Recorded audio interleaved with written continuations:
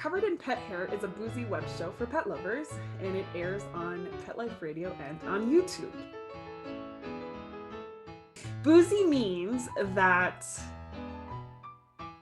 we drink during the show. That's it. My guests are just anybody in the pet industry. I would describe them as pet pros and enthusiasts because it's not just people who are professionally involved in like service providers or like veterinarians or groomers.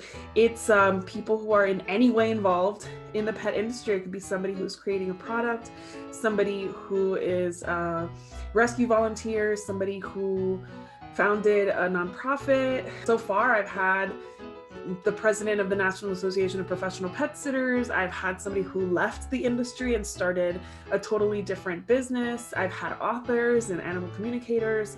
The poop bag girl, Jennifer Blaze, who manufactures poo bags and poo bag holders. So like anybody who's involved in any way in the pet care industry is welcome on my show.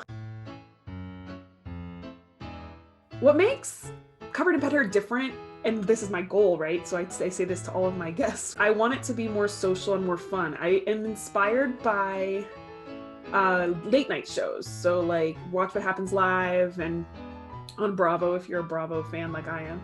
I love the Graham Norton show. It's a British show and I love that show.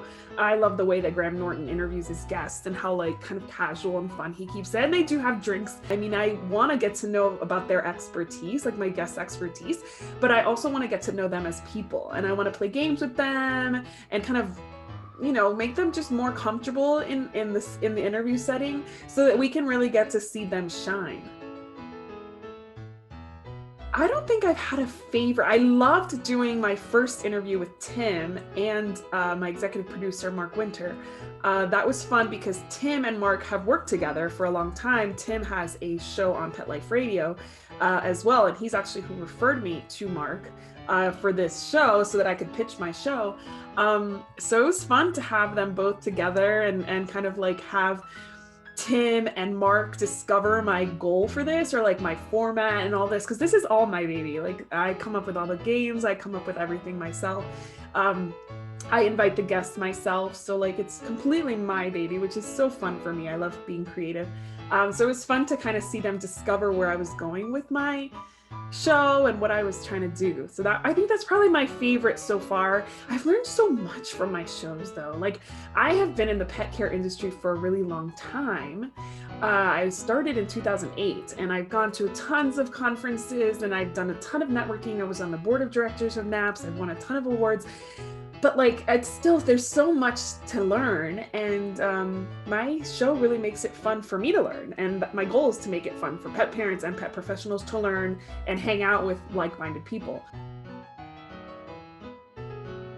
Pet Life Radio is an online network, I guess you should call it. And it's like been around forever, way before podcasts were like a thing. And there are 70 pet-related podcasts on there, one of which is mine. Covered in Pet Hair actually is on YouTube because I record the interviews and put them on YouTube, but it's on Pet Life Radio. Pet Life Radio streams all day. You can go on there and watch whatever is actually playing right now. Each one of my shows is on Apple Podcasts and Spotify and pretty much any like of the known podcasting platforms out there. You know, it's funny because I think about my audience often, and I think my ideal audience is anybody who is a pet enthusiast in any way. So a person who has pets and, you know, has a completely different day job than the pet industry, or somebody who's in the pet industry and just loves it and enjoys it. Because like when you really love your job, you want to talk shop all the time, but you don't want to talk shop in like a kind of a heavy learning way all the time. Think about like when you go to conferences, you're just like pooped by the end of it because you've learned so much and you've networked so much and you're just like ready to go home and you're excited to put all those things that you learned into practice, but you're like, I need a week to recover from all of this. So this is more like fun learning. Like we learn through our games, we learn through the questions I ask. I mean, I try to keep it light and fun, and I share a lot about my life to, to kind of get to know my audience and build community here. I think it's for anybody who loves pets. And if you are a boozy pet parent or pet pro like I am, you enjoy a cocktail here and there, a glass of wine, then it's really for you, because we talk about drinking and we talk about pets. This is funny. This just came to me one day. Like, it just came to me, like, I should be doing something like this. After I lost my business due to COVID, I was like, I don't want to get out of the pet industry. I love the pet industry. Like, this is where I'm supposed to be. So I was sitting watching a late night style show. I don't remember which one. And I was like, I should do this, but in the pet world.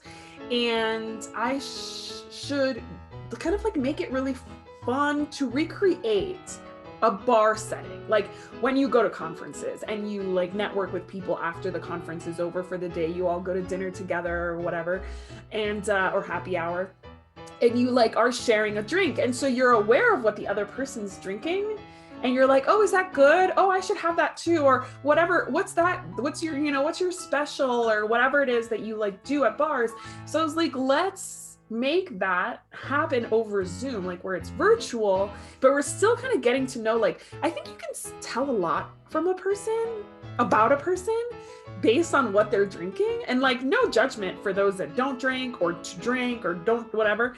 It's not about that. It's about like, a whiskey drinker is very different from like a Chardonnay drinker. Even the person who like prefers red wines over white wines, or somebody like me who's like very like the temperature dictates what I want to drink. I don't know, like I just think it's like kind of an interesting fact to learn about somebody, like what their go-to drink is. So I thought I'd just add it to that. I actually love doing my show. I have such a good time. Like, sometimes it's hard to get myself together because in quarantine, it's always like mom hair and like pajamas. So sometimes it's like a little bit of a chore to like get myself together. But once I'm like sitting in front of my guests, I have such a good time. And then I get so excited when I'm editing. Like, I love editing because it's, one part of what I love is interviewing. I love getting to know my guests, and I think I'm a pretty good interviewer, and I try to ask questions that people haven't asked in other shows. Like, if a lot of my guests have been on other podcasts and other interview shows. So I try to ask things that are different. I do a lot of research on each one of my guests. Even though I'm keeping it casual, I want it to be intelligent conversation.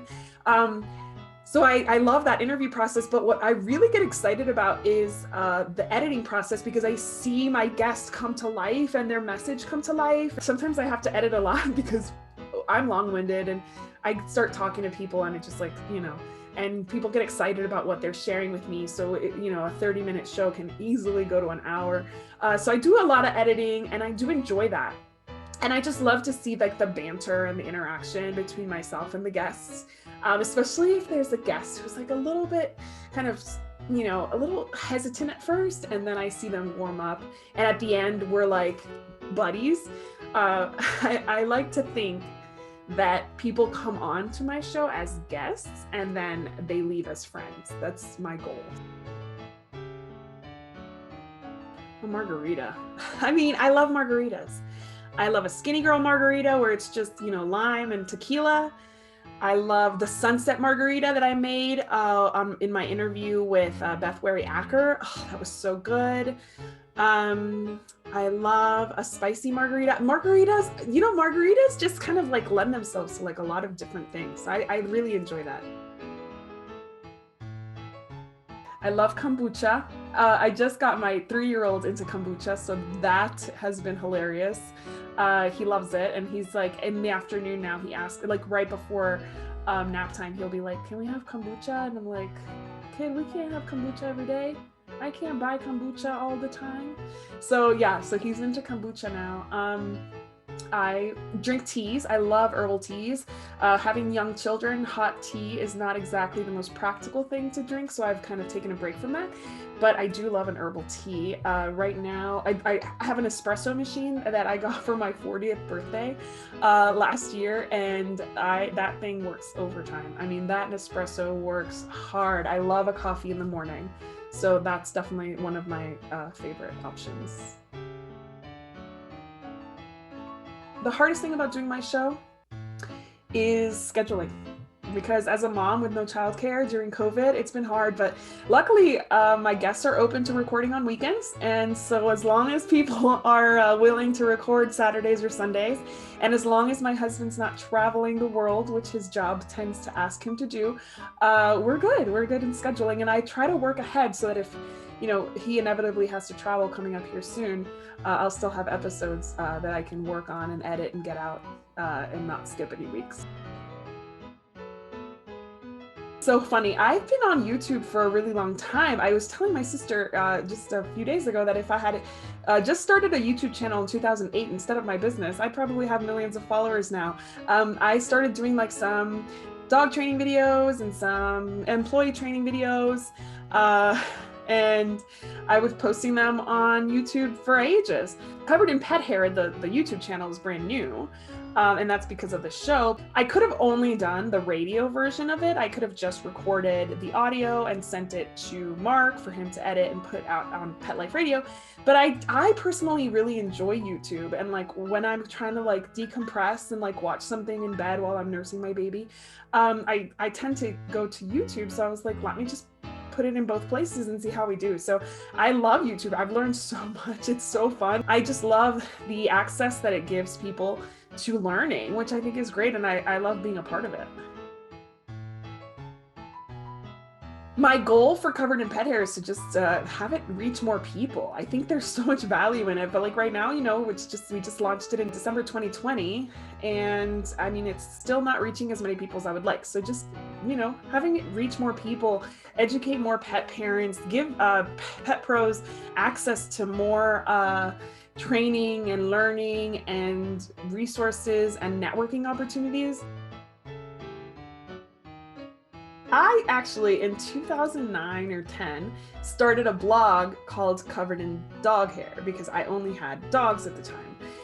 And then fast forward a few years later, I asked my then business partner, Beth, to join me in a podcast, and we tried to come up with other names, and Covered in Dog Hair was still my favorite, but she had cats and I had cats at the time, so we decided on Covered in Pet Hair.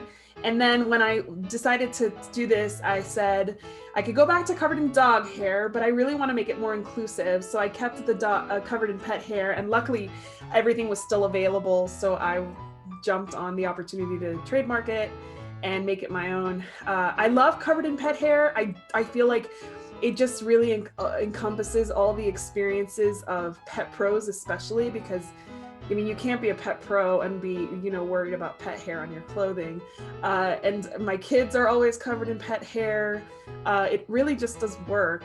And for those people that truly love being in the presence of a pet, that is so secondary. The mess that they make is secondary. The dog hair or cat hair on your clothing or on your couch is so secondary to the benefits that we reap from having pets, that I feel like people get it. People get that Covered in Pet Hair is a good thing, because if you're covered in pet hair, then you have a pet in your midst, and that's a good thing.